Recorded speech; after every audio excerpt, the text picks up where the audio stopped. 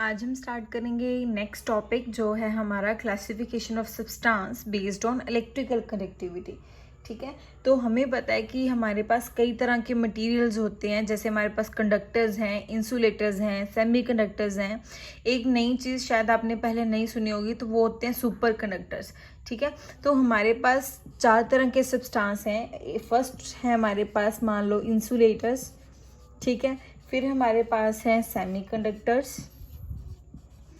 तो electrical connectivity के based पे हमने उनकी क्लासिफिकेशन करनी है। इलेक्ट्रिकल कनेक्टिविटी का मतलब क्या है कि उनमें से करंट इजीली फ्लो करता है या नहीं करता है।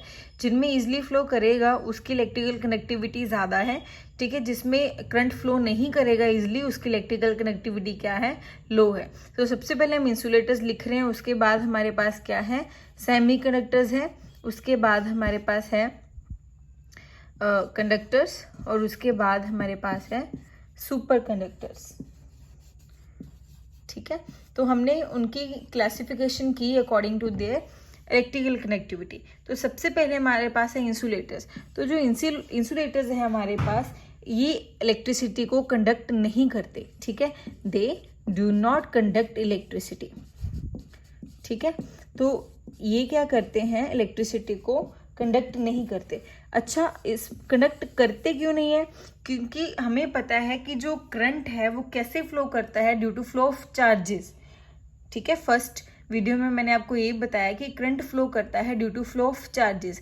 बट जो इंसुलेटर्स होते हैं उनमें जो चार्जेस हैं वो फ्री चार्जेस, जिसे वो फ्री चार्जेस वो होते हैं जो easily from one place to another place जो मूव कर सकते हैं।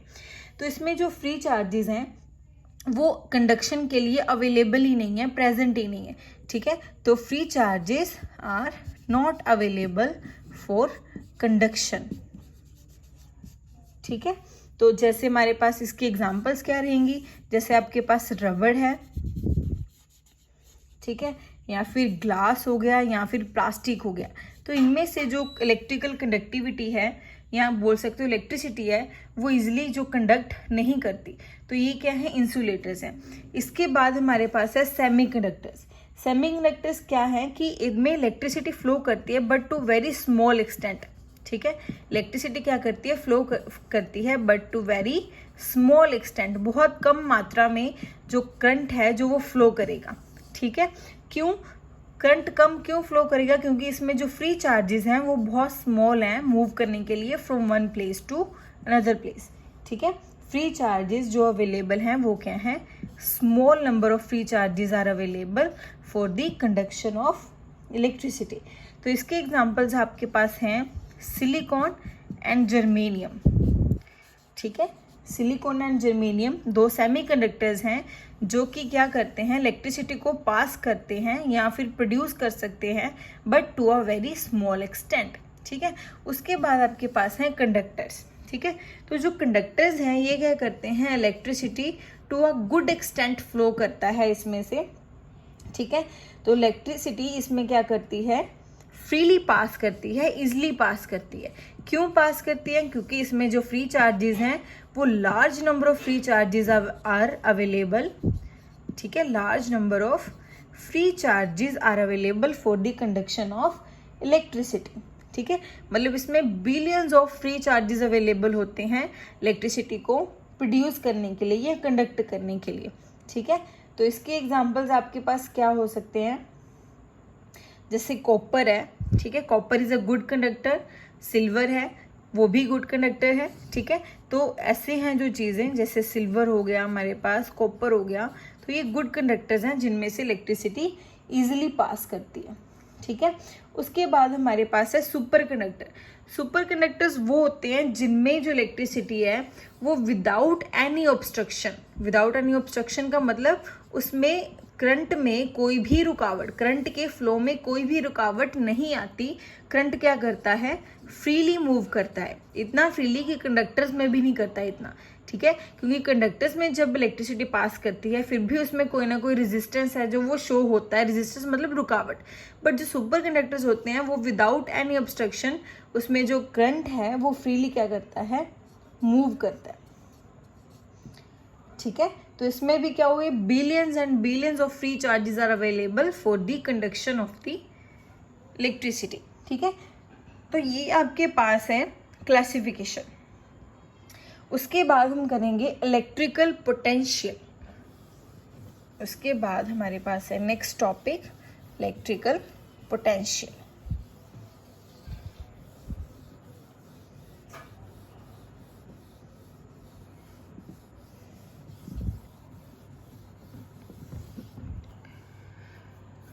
तो नेक्स्ट है हमारे पास, पहले पोटेंशियल समझते क्या है, क्या होती है, फिर इसे डिफाइन करेंगे, ठीक है। तो क्या है आपके पास इलेक्ट्रिक पोटेंशियल। तो इलेक्ट्रिक पोटेंशियल किस वजह से प्रोड्यूस होता है? अगर आपके पास चार्ज है, ठीक है, अगर आपके पास मान लो पोटेंशियल है ना, किसी मटेरियल में अगर पोटेंशियल है तो मतलब उसमें आप जो प्रॉपर्टी है ये बोल सकते हो कि उसमें चार्ज है जो वो डिवेल्प हो सकता है अगर उसमें पोटेंशियल है तो, ठीक है। सो इलेक्ट्रिक पोटेंशियल एक ऐसी कंडीशन है जो डिटर्मिन करती है, इलेक्ट्रिक पोटेंशियल इज दैट, ठीक है, is that condition that determines the direction of flow of charges, direction of flow of charges, ठीक है। तो इलेक्ट्रिक जो पोटेंशियल है आपके पास, इसको हम कैसे डिफाइन करेंगे? ठीक है, इलेक्ट्रिक पोटेंशियल को पहले तो लिखोगे इसको V से, ठीक है, इसको इलेक्ट्रिक पोटेंशियल को लिखोगे V से। तो कैसे डिफाइन करोगे? Electric potential at a point is the amount of work done, ठीक है, is amount of work done in moving a unit positive charge from infinity to that point. Means कि आपके पास मान लो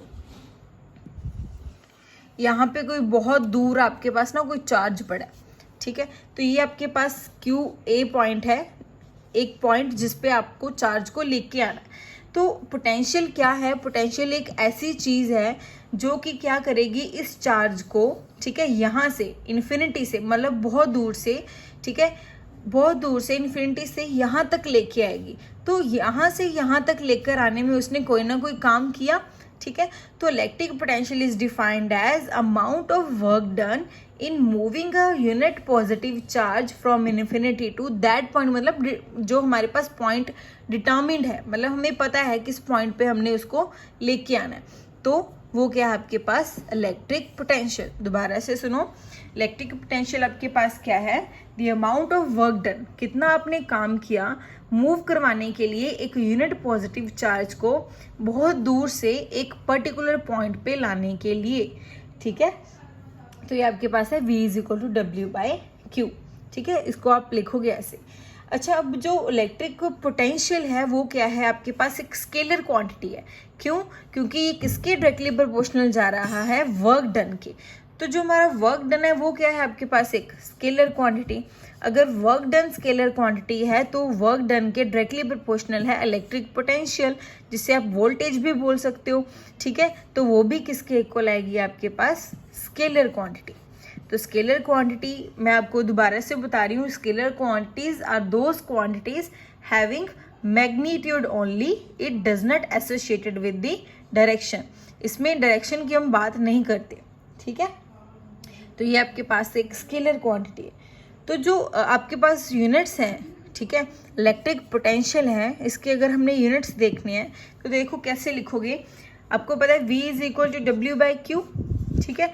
W क्या है? Work done. वर्क डन के units आपको पता है, हमने 9th क्लास में करे थे, वो है आपके पास जॉल, ठीक है। तो जो आपके पास चार्ज है, चार्ज के यूनिट्स हैं आपके पास कूलम। चार्ज के यूनिट्स क्या हैं आपके पास? कूलम, ठीक है। चार्ज को हमने कल लिखवाया था मैंने आपको, Q is equal to NE। तो जो चार्ज है उसके यूनिट्स हैं आपके पास कूलम, ठीक है। तो इसको सिंपल C से आप लिख सकते हो। तो अगर देखो ये जाउल है, ये कूलम है, जाउल को आप लिखते थे J से, ठीक है, और ये कूलम है आपके पास C से, ठीक है। तो आपके पास क्या आ जाएगा? अगर इसके यूनिट्स लिखोगे आप तो इसके यूनिट्स SI यूनिट्स, इसके SI यूनिट्स आपके पास क्या है? वोल्ट। क्या है? वोल्ट। तो यहाँ से आपके पास जो 1 वोल्ट है वो किसके बराबर आएगा? 1 जाउल 1 कूलम, ये क्या है 1 volt is equal to 1 joule 1 coulomb. ठीक है, तो यहाँ से आपने क्या किया, इलेक्ट्रिक पोटेंशियल को डिफाइन किया। ठीक है, अभी हम 1 वोल्ट को डिफाइन करेंगे, जैसे पिछले साल हम 1 जाउल को डिफाइन करते थे, है ना, तो वैसे ही 1 वोल्ट को डिफाइन करेंगे। देखो अभी लिखा हमने V is equal to W by Q, तो W आपके पास क्या है 1 जाउल, क्यू क्या है चार्ज इज 1 कूलम, तो ये क्या है आपके पास 1 वोल्ट। तो आप क्या लिखोगे यहाँ पे, अगर वो बोले कि 1 वोल्ट को डिफाइन करो तो आप लिखोगे, कैसे डिफाइन करोगे, electric potential is said to be 1 volt. क्या लिखोगे, electric potential is said to be 1 volt when 1 joule of work is done in moving a unit positive charge. ठीक है, यूनिट पॉजिटिव चार्ज मतलब 1 कूलम। ठीक है, unit positive charge of 1 coulomb from 1 point to the another point, या फिर infinity to that point. तो दोबारा से सुनो, 1 वोल्ट इज कैसे डिफाइन करोगे, electric potential is said to be 1 volt when work done of 1 joule, ठीक है, इज डूइंग या डन टू कंप्लीट, कैसे डिफाइन करोगे, potential difference is said to be 1 volt when 1 joule of work is done in moving a unit positive charge of 1 coulomb from infinity to that point। तो ये आपके पास आ जाएगी 1 volt की definition. ठीक है, उसके बाद ना आप लिखोगे पोटेंशियल डिफरेंस क्या है आपके पास, पोटेंशियल डिफरेंस।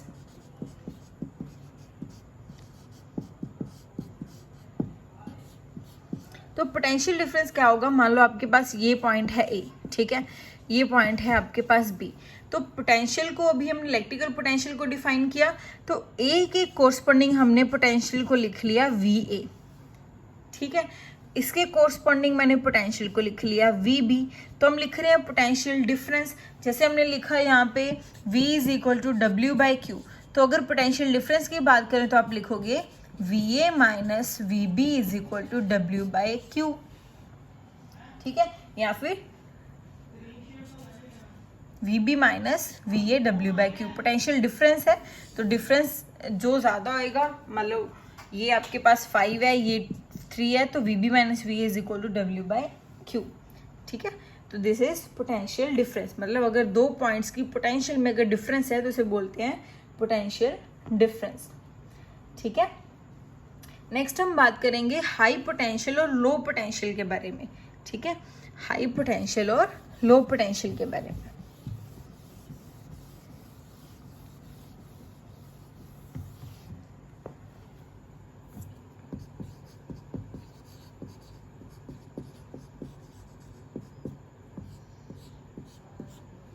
ठीक है, तो हाई पोटेंशियल, पहले तो हमें पता होना चाहिए कि पोटेंशियल क्या है। ठीक है, तो पोटेंशियल हमने देखा कि जब हमारे पास लार्ज नंबर ऑफ चार्जेस, मैंने आपको अभी बोला था ना कि पोटेंशियल क्या है, जो फ्लो ऑफ चार्जेस को डिटर्मिन करती है।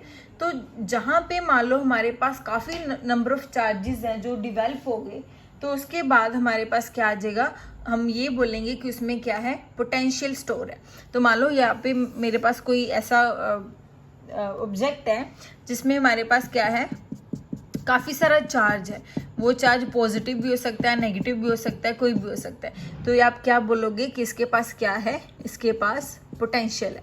ठीक है, ये इलेक्ट्रिकल पोटेंशियल है जिसके पास फ्लो कर रहा है कोई ना कोई चार्ज। ठीक है, अब हाई पोटेंशियल की हम बात करते हैं पहले। तो हाई पोटेंशियल वो होएगा जहाँ पे जो बॉडी है ना वो पॉजिटिवली चार्ज अगर होएगी तो उसे बोलते हैं body is at high potential. Positively charge मतलब उस पर क्या रहेगा, सिर्फ पॉजिटिव चार्ज।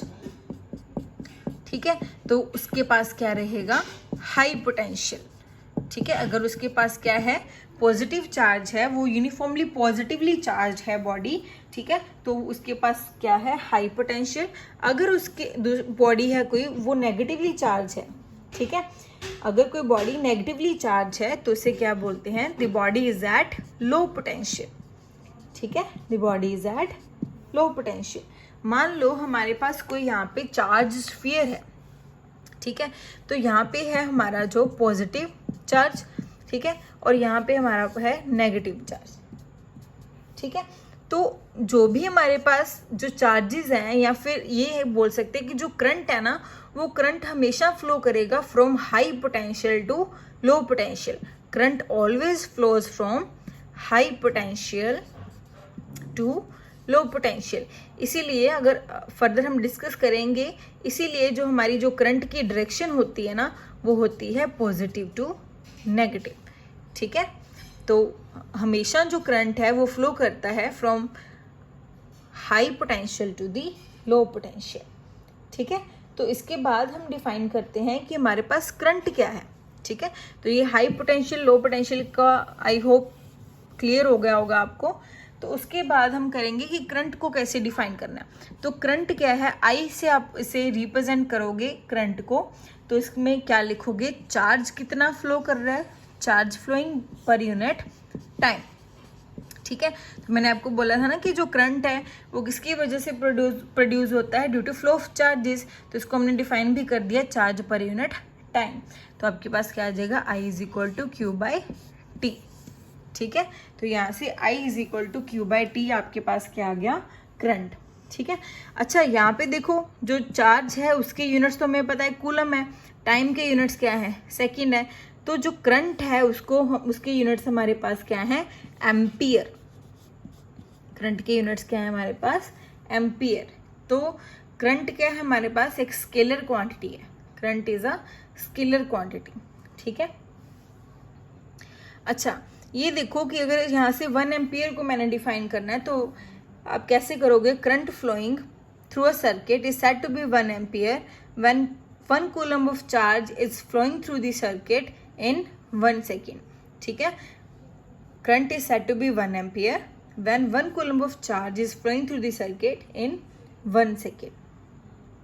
ठीक है, तो ये आपके पास क्या है, 1 एम्पियर की डेफिनेशन। ठीक है, उसके बाद डायरेक्शन क्या है इलेक्ट्रिक करंट की, मैंने आपको अभी बताया कि जो करंट है वो हमेशा फ्लो करता है from high potential to low potential. That means from positively charge body to the negatively charge body, from a position of high potential to the low potential. ये आपके पास क्या है, डायरेक्शन ऑफ करंट। तो अगर direction of current पूछेंगे तो आप लिखोगे पॉजिटिव टू नेगेटिव। ठीक है, तो मान लो आपके पास ना यहाँ पे एक कोई थोड़ी सी मेटल वायर है जो कि फर्दर आगे पॉइंट पे जाके 2 पार्ट्स में स्प्लिट हो रही है।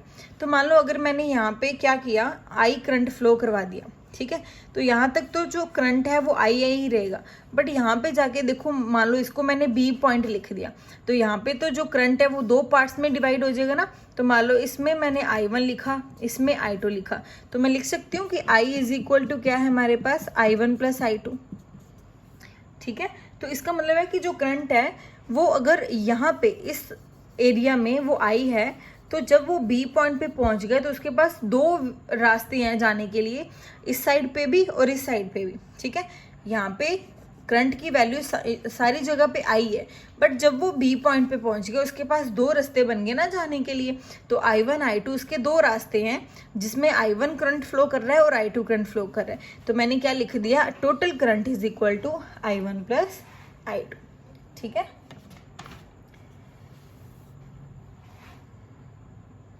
तो ये था हमारे पास करंट। उसके बाद हम करेंगे इलेक्ट्रिक सर्किट क्या है।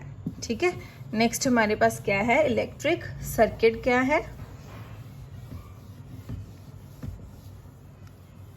तो इलेक्ट्रिक सर्किट वो है, देखो, जिसमें आपके पास क्या होगी, एक बैटरी होगी या फिर सेल होगा। ठीक है, रेजिस्टेंस होगा आपके पास, वायर होगी आपके पास, तभी एक सर्किट बनेगा ना। तो मान लो मेरे पास ऐसा कोई सर्किट है, ठीक है, जिसमें मैंने यहाँ पे लगा दिया एक चीज़ और, सॉरी, जब मैंने वोल्टेज आपको करवाया था, वोल्ट जैसे पोटेंशियल करवाया था, तो पोटेंशियल को मेजर करने के लिए हम एक इंस्ट्रूमेंट या फिर डिवाइस यूज़ करते हैं जिसको बोलते हैं वोल्ट मीटर। जिसको क्या बोलते हैं, वोल्ट मीटर। ठीक है, वोल्ट मीटर एक ऐसी डिवाइस है जो कि पोटेंशियल को क्या करता है या वोल्टेज को क्या करता है, मेजर करता है। उसके बाद हमने लिखा करंट, तो करंट को मेजर करने के लिए हम यूज़ करते हैं एम मीटर। ठीक है, एम मीटर है जो इसका सिंबल है ए, वोल्टेज का सिंबल है वी। ठीक है, तो इन दो डिवाइसेस की हेल्प से हम इन दोनों को क्या करते हैं, मेजर करते हैं। ठीक है, तो इसके बाद हमारे पास है इलेक्ट्रिकल सर्किट, जिसमें हमें एक बैटरी चाहिए, सेल चाहिए, रेजिस्टेंस चाहिए, वायर्स चाहिए। तो देखो मैंने यहाँ पे एक सर्किट बनाना शुरू किया, यहाँ पे मैंने एक एमीटर लगा दिया जो कि करंट को मेजर करेगा। उसके बाद मैंने रेजिस्टेंस लगा दिया, रेजिस्टेंस को हम फर्दर डिफाइन करेंगे कि क्या है। उसके बाद मैंने यहाँ पे एक बैटरी लगा दी और एक की लगा दी, तभी इसमें से क्या करेगा, करंट फ्लो करेगा। ये एसेंशियल रिक्वायरमेंट्स है किसी भी सर्किट को बनाने के लिए। ठीक है, तो इसके बाद इसकी जो है आपके पास different types of electrical components हैं, ये देखो यहाँ से। तो ये आप खुद देखना, एक बार समझ आ जाएगा आपको। ठीक है, ये भी है आपके पास। तो यहाँ तक हमारा जो कंप्लीट हो जाएगा, उसके बाद हम इसकी जो नेक्स्ट प्रैक्टिस एक्सरसाइज करेंगे। ठीक है, और इसके बाद ओम्स लॉ करेंगे। तो यहाँ तक पढ़ो और इसको समझो, नोट्स आपको मिल जाएंगे।